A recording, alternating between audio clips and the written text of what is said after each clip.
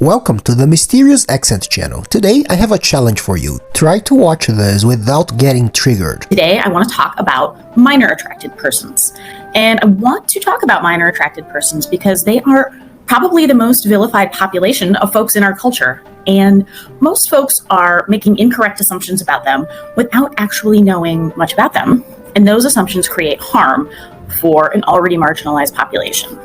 In case you didn't notice, she's talking about pedophiles. Her name is Miranda Galbreath. She's a licensed therapist who works with incarcerated sex offenders, and she's basically defending pedophiles as a marginalized minority. So, are you triggered already? Because I am. Well, let's hear what else she has to say. You may have noticed that I'm using the term minor attracted persons, sometimes abbreviated to MAPS, instead of the more commonly used term pedophile.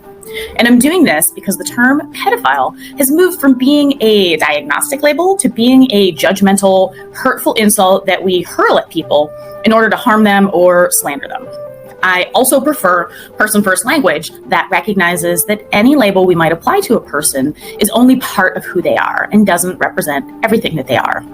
We are all people first with many different facets or parts of ourselves, and this includes folks who are attracted to minors. So basically she doesn't want to use the term pedophile because it's an offensive term, apparently. So I wonder if we also should change the term killer to something less offensive, or the term criminal to something less offensive, because these people are getting offended by them. So to start with, let's talk about what a minor attracted person is, or who they are. This term simply means that the person has an enduring sexual or romantic attraction to minors. They've not chosen this attraction, just as the rest of us have not chosen whatever our attraction is. You don't get to choose to be heterosexual or to be gay or whatever you are, and you don't get to choose to be a minor attracted person. Some minor attracted persons are attracted to a specific age range of minors, while some are not. And some minor attracted persons are exclusively attracted to minors and are not attracted to adults at all. Some minor attracted persons are also attracted to adults. Okay, so basically she's comparing sexual interest in children with sexuality. This is not a fact. This is 100% her opinion. And to back up her opinion, she provides a list of sources on her website. The problem is, all of those sources are garbage. One of the sources linked in her website is the B4U Act, which was founded by a convicted child rapist who explicitly stated that the purpose of the organization was to advance the normalization of pedophilia. So her sources are extremely questionable. I want to be clear that attraction does not equal action. Just because a person is attracted to minors does not mean that they have acted on that attraction or will ever act on that attraction. Just like all the rest of us, acting on an attraction is a choice that we make. Many minor attracted persons have never acted on their attraction and are committed to never acting on their attraction. And I'm sure we could all think of a person, or many persons, we were attracted to but never acted on that attraction. And the same is true for many minor attracted folks. This is actually a good argument. However, precaution is also necessary, and that's how the authorities act when dealing with any kind of crime. They try to prevent it. For example, if a boy is showing signs that he's going to attack his school, even if the boy doesn't do anything, the authorities are gonna stop him before he commits mass shooting. Just like in this story here, watch. How were warning signs missed? Why did no one speak up? Well, one mom did speak up. Nicole Schubert turned her son in when she saw signs he was planning an attack on his school. Nicole Schubert called the cops on her son after she says she found his journal detailing plans of a horrific killing spree that was to begin at home. It was very descriptive.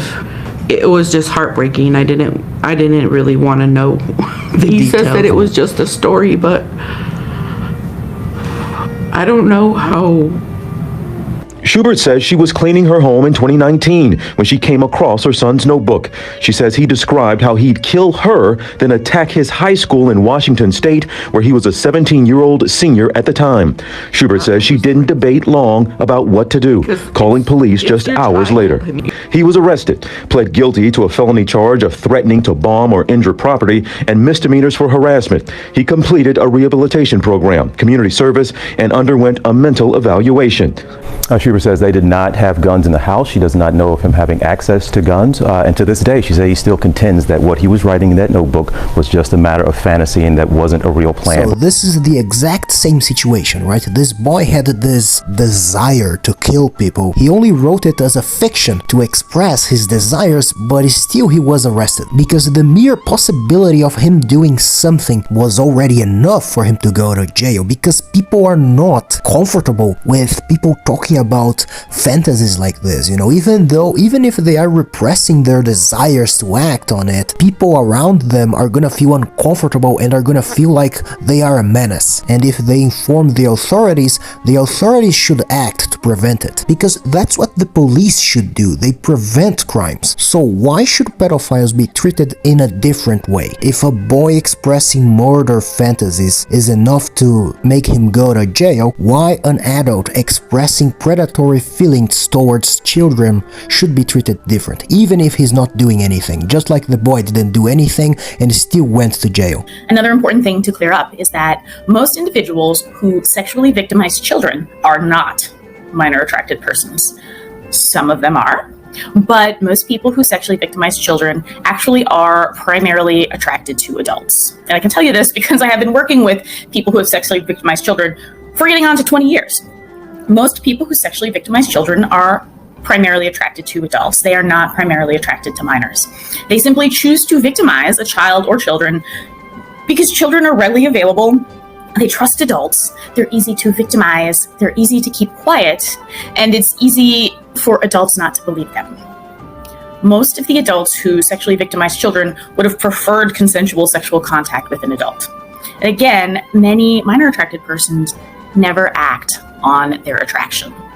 So basically she's saying that most people who sexually victimize children are not attracted to children, but most of the people who are attracted to children are not sex offenders? I'm sorry, but this doesn't make any sense to me whatsoever. For sure it's easier to prey on children, just like she said. In this part I agree with her, but if these people didn't have any kind of attraction to the children, why would they prey on them anyway? I feel like she's trying to humanize sex offenders for some reason. I don't know why though. I feel like she's creating excuses for their actions. But there is no excuse, because that's the difference between us and the animals. We as human beings, we have the power to control our actions, our feelings and our emotions. If a person does not have the power to control all of this person is a liability. He's a danger to society. And that's the reason why the authorities should act to prevent this individual to commit any kind of crime, including pedophilia.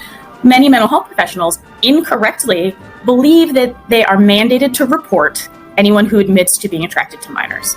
If you're a mental health professional and you're listening, that is inaccurate. Are you kidding me? This woman is delusional. If any person has any desire to commit a crime, this person should be reported to the authorities, always. Because this person is a time bomb. She can commit the crime at any time. I really hope other mental health professionals don't start following the advices of this woman here. Because I don't even want to imagine how many children are gonna be in danger if they start doing what this woman is saying here. But that's just my opinion. What do you think about it? My name is Mysterious Accent, and if you like this content, subscribe to my channel for more content like this. And watch my other videos because they are also very good.